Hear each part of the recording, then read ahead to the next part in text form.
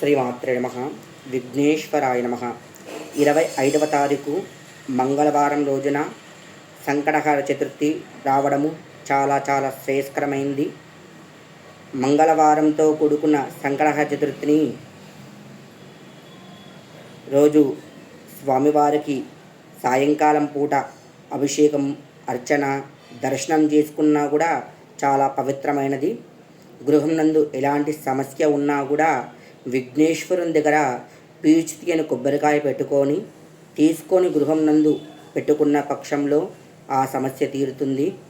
ఎలా పెట్టాలంటే కనుక స్వామివారి దగ్గర అర్చన చేయించుకున్న తర్వాత తీసుకొని వచ్చి దేవుడు పెట్టుకునే ప్లేస్ నందు, ప్రదేశం నందు ఒక ఇత్తడి ప్లేట్లో ఆ పీచుతం కొబ్బరికాయ పెట్టి ప్రతినిత్యం కూడా స్వామివారి విఘ్నేశ్వరునికి మీ మనసులో ఉండే కోరికని చెప్పుకొని, మీకు ఏదైతే సమస్య ఉందో చెప్పుకొని పౌర్ణమి రోజు అది తీసుకొని పోయి గుళ్ళల్లో, దునిలల్లో, సాయిబాబా దునిలల్లో కానీ, హోమం చేసే ప్రదేశం నందు కానీ, హోమం జరిగే దగ్గర ఆ పీచు తిని కొబ్బరికాయ హోమంలో వేస్తే కనుక మీ సమస్య తీరుతుంది.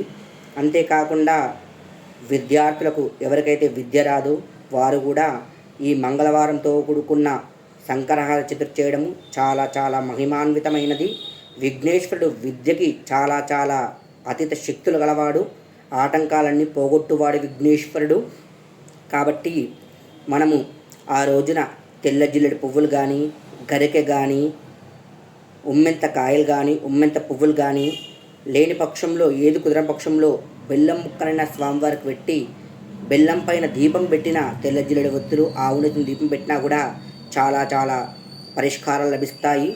అక్కడ నుండి ఎవరికైతే ఏ సబ్జెక్ట్ రాదో, ఏ భాష లాంగ్వేజ్ రాదో వారు తీసుకొని గరిక తీసుకొని వచ్చి ఆ బుక్కులలో పెట్టుకొని పఠించిన, చదివిన వారికి ఆటంకాలన్నీ పోయి విద్య సిద్ధిస్తుంది. కాబట్టి ప్రతి ఒక్కరు కూడా విఘ్నేశ్వరుని స్మరించండి. విద్యార్థులు మొట్టమొదటిగా ఆ స్వామివారిని దర్శించుకోండి. ఈ మంగళవారంతో కూడుకున్న సంకట చతుర్థి రావడం చాలా చాలా శ్రేయస్కరమైంది. కాబట్టి ప్రతి ఒక్కరు కూడా సుఖసౌఖ్యాలు అనుభవించాలని మనసా వాచా కర్మణ ధ్యానిస్తూ ఉన్నాను. ఈ ఛానల్ చూస్తున్న వాళ్ళు సబ్స్క్రైబ్ చేయండి, లైక్ కొట్టండి, షేర్ చేయండి. శ్రీమాత్రే నమః. విఘ్నేశ్వరాయ నమః.